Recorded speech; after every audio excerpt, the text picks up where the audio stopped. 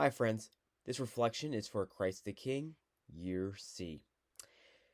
So it's hard to believe we have drawn to a close another liturgical year. And we are reminded that Christ the King really draws to a close, every liturgical year.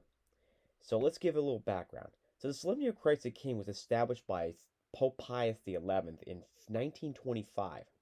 It wasn't until roughly 4 decades later, after the Second Vatican Council, the Feast of Christ the King was placed at the close of the liturgical year. And it's very fitting that we draw it to a close, especially as most of us in the United States and around the world conclude some tumultuous election years. We're reminded of something that I think is rather true in our faith journey. Pope Pius XI reminds us that his kingship is founded upon the ineffable hypostatic union of his divine and human natures. From this, it follows not only that Christ is to be adored by angels and men, but that to him, as man, angels and men are subject and must recognize his empire by reason of a hypostatic union. Christ has power over all creatures. In other words, we must acknowledge the fact that we are preparing ourselves on this faith journey for something greater, something better. The life that we are in right now is only temporarily. What we understand about this feast day, my friends, is that Christ's reign is not just a conquest over political enemies, but over the powers of sin and death. His rule is redemption. He has redeemed us through his death. He has redeemed us from our sins because he is the example of mercy.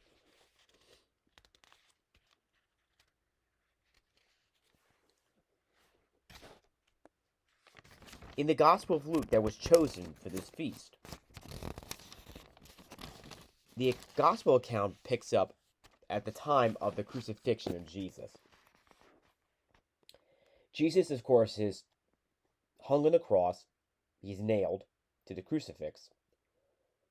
And there were people that sneered him, that mocked him, that belittled him, saying things like, "Oh, why don't you save yourself if you can save others?" I think what the stark reality we see is that Jesus wanted to redeem the world by that holy cross. He has redeemed those who were in need of saving. He sacrificed himself for the salvation of souls. He was the epitome of what mercy is. You see, friends, mercy is love. Mercy is love when we reach those who are in misery.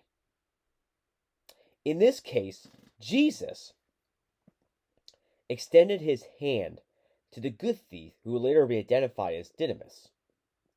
When the thief would say, "Remember me when you come into your kingdom," and Jesus replied, "You will be with me in paradise." What profound words Jesus offers to that good thief. And what we have to understand too, the two thieves were convicted of a crime. The one, of course, made a mockery of the fact that Jesus was on the cross. Whereas the good thief acknowledged the presence of Jesus that was before him and asked to be a part of what is to come. And Jesus humbly said, "You will be with me." Now, as we look at it, my friends, we have two choices.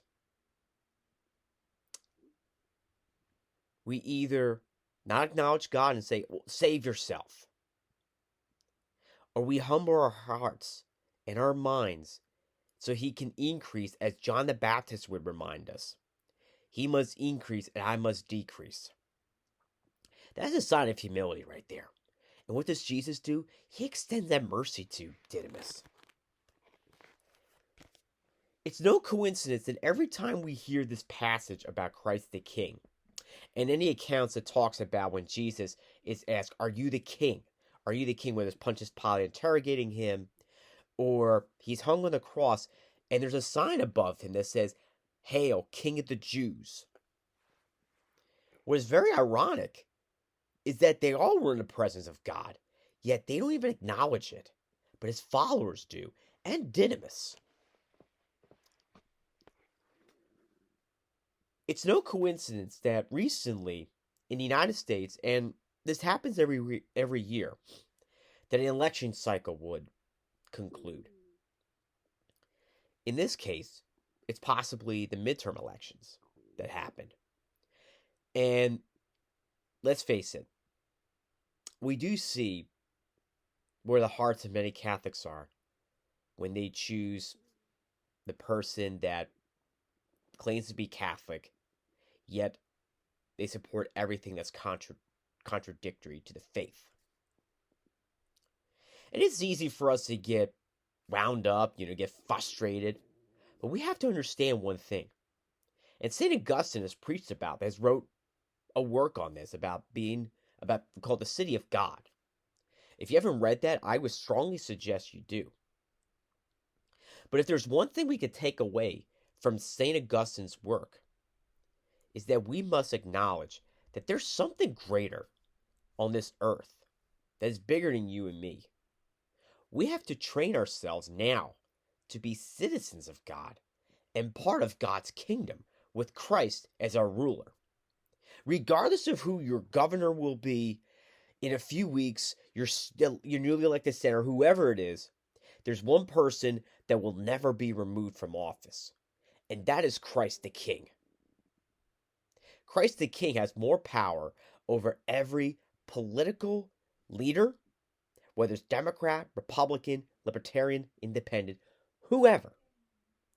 Christ is king now, and he will be forever because, as we're reminded in Revelation, he is the Alpha and the Omega, the first and the last, and he will come again. That, my friends, is how we prepare for his second coming. We must train ourselves. We must prepare ourselves. We must vote in the ways that will bring about the city of God. We cannot compromise our identity when we go to the polls to appease others.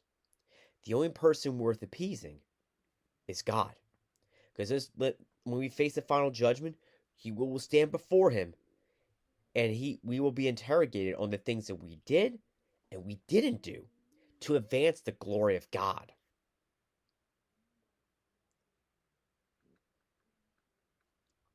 Over about a century ago, Mexico went under one of the most darkest episode in its history when an atheist ran the country with a secular fist, barring Catholicism. Some fled the country, then there were some that stayed, and those that stayed paid the price, many of whom have a cause for canonization or were just canonized, one of which was a 12, 13-year-old boy by the name of San Jose del Sanchez del Rio.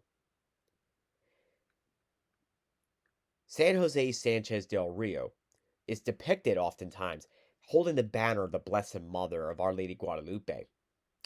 And his final words, "All hail Christ the King," or in Spanish, "Viva Cristo Rey." Even though the Mexican government, during the time of his interrogation and he was tortured, they allowed him, if he renounced Jesus, he would be freed. What that young boy did is an inspiration for all of us.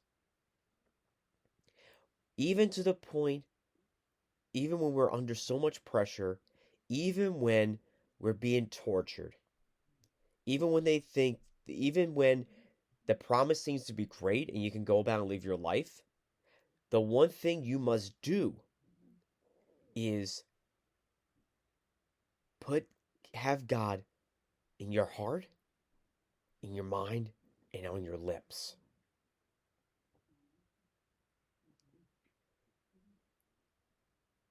That's how many martyrs die. They refuse to settle for pleasure. They went on to pursue greatness, and many paid the price. I would guarantee you 4 out of 5 saints in the Catholic Church are martyrs, and most of it had to do with the early church. And there were martyrs between that period of the Roman Empire when there were mass persecutions to today.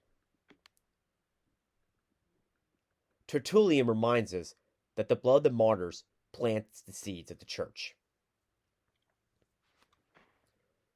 Friends, as we prepare for the next life, are we ready to proclaim God, even to the point of persecution? Are we ready to proclaim God before man and not be afraid?